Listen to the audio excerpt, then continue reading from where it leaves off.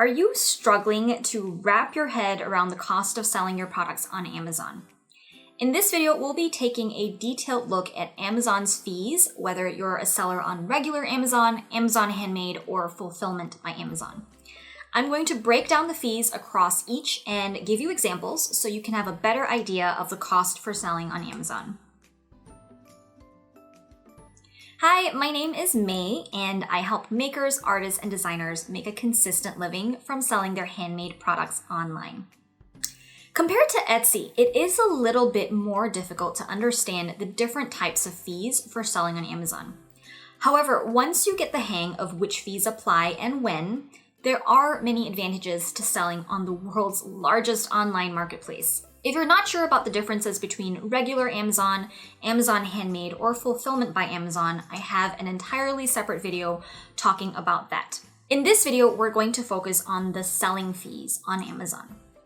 So if you choose to sell through the regular Amazon marketplace, there are 5 main things you need to consider. Number 1, listing fees. If you sign up with an individual seller account, you have to pay 99 cents for every item that you list and sell.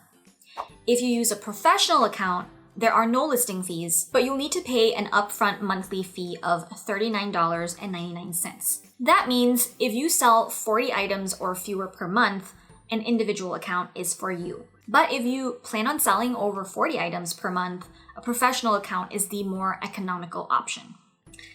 Number 2, item price. Really make sure your products are formulated correctly. You don't want to risk pricing too low and make very little profit or even none at all after you deduct your fees. And you don't want to be too high either, because since this is a marketplace platform like Etsy, it's easy for shoppers to do price comparison shopping. And if you're way more expensive than other similar products, it is easy to lose out to the competition. So do some research beforehand and check out how much similar products sell for in the market. The rest of this video will give you an idea of how much you can expect to pay in fees per sale. Number 3, shipping costs. Although shipping costs are paid for by the customer and later credited to you, they're still subject to the referral fee, just like Etsy.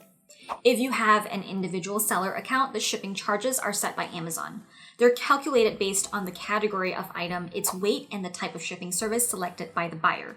For example, standard or expedited, domestic or international. Amazon's shipping charges may end up being less than it actually costs you to send the product to the customer. So again, make sure your product price accounts for this. If you're a professional seller, you can set your own shipping costs. Number 4, gift wrapping charges. Professional sellers can choose to offer gift wrapping to customers. This gift wrapping fee you charge is also subject to Amazon's referral fee. And number 5, referral fees. Depending on the category of products that your items fall under, for example, jewelry, clothing, kitchen tools, or toys and games, Amazon charges a referral fee of anywhere between 8% and 20% of the total sale price. As previously mentioned, this fee applies to any shipping or gift wrapping charges. To calculate how much you earn from a sale, the formula is item price plus shipping cost plus gift wrapping if applicable minus the referral fee and listing fee for individual sellers. So let's say you're an individual seller and you sold a keychain for $10 plus $4 shipping. The customer pays a total of $14. Amazon takes 15% as a referral fee, which is $2.10, and a 99-cent listing fee. The total fees for the sale are $3.09, so you get $10.91. That makes the fee 22% of your total sale price. But bear in mind, you still need to package and ship the item to the customer and deduct your cost of goods, labor, and shipping and any other business expenses to find out your true profits. Now, let's take a look at someone who has a professional account and sells soft toys. Let's pretend that their toys are less than 2 pounds in weight and measures 6 inches each side. Like this guy here. Not exactly 6 inches, but we'll just go with it. So they list the item with no fee for $35 and their shipping cost is $5.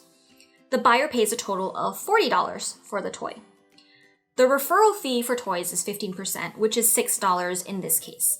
That leaves you with $34. Don't forget that professional accounts have to pay a monthly $39.99 fee, so the more products you sell every month, the more spread out that fee becomes and the less costly it is on you. If you sold one soft toy every day with these exact same numbers, then your total fees to Amazon would only be about 18% of your sales.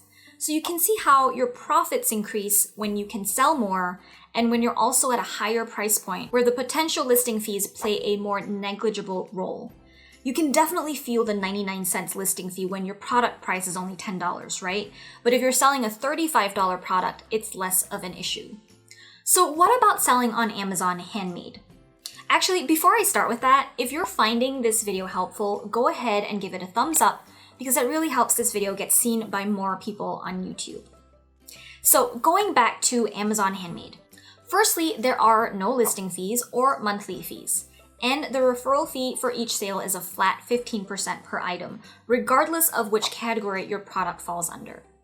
This pricing is a lot easier to understand, right?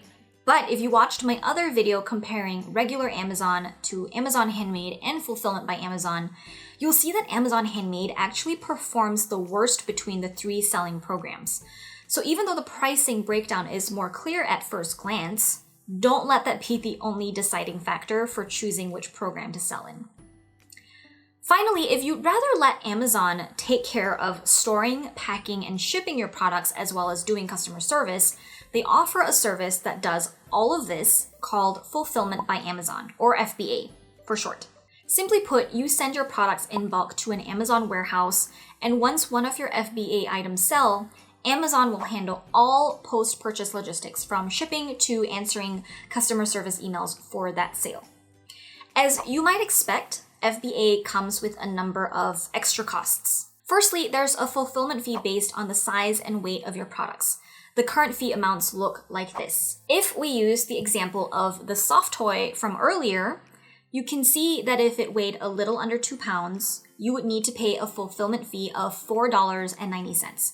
So that $4.90 that Amazon is incurring to you, that includes shipping to the customer, packaging supplies, the labor it takes to package things up, and also handling the customer, managing customer service if that customer has any questions about their order. However, there are still other FBA costs to think about. Each month you have to pay a storage fee based on how much space your inventory takes up in Amazon's warehouse. You'll notice that the storage fees triple over October to December because of the increased shopping demand during the holiday season, and more shops competing to do FBA during this time. Also, if your inventory has been sitting in the fulfillment center for more than a year, you will incur some long-term storage fees. But you don't have to worry about that if you're planning your inventory strategically and only sending in enough inventory to last a short period of time, like a few weeks to a month, before replenishing your inventory again.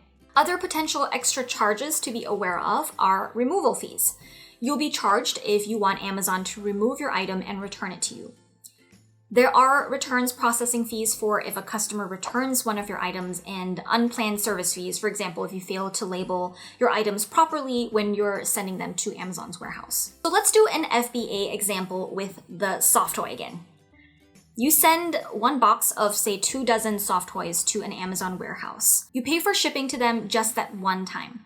And let's say, again, that each toy is boxed up neatly in a 6-inch square box. The product price is the same as before, $35, but you don't need to worry about shipping to the customer, and shipping is free for Prime members anyway. You'll still pay a 15% referral fee on the product price, so that's $5.25. And now you'll need to pay Amazon the fulfillment fee of $4.90. That's where shipping comes in. What about the storage fee? Since you sent Amazon 2 dozen soft toys, you would pay only $2.25 every month to store them. And let's assume you sell all 2 dozen toys every month. You can evenly divide that storage fee cost to just 9 cents per toy. That's really affordable, right? So the bulk of the cost really comes in from the referral fee and the fulfillment fee. So let's add up all those costs. $5.25 in referral fees, plus $4.90 in fulfillment fees, plus 9 cents in storage fees. That adds up to $10.24 in fees. So you'll get $24.76 when you sell your $35 soft toy. In essence, those fees are about 30% of your sale price. If you're priced correctly, and considering you don't need to worry about packing your own orders and paying for shipping if you do FBA, that could still be very profitable, especially if you plan on selling a lot of products. In my experience, the benefits that come with FBA are so worth the investment. I saw a huge increase in sales once I got on FBA, so I think it's worth it, but again, only if you're priced correctly. I hope this helps. If you have any questions about this, leave me a comment below, or even just to say if you found this video helpful. Leave a thumbs up if you like this video and subscribe for more handmade business selling tips, and stay on to watch the next video on the screen. Thanks for watching.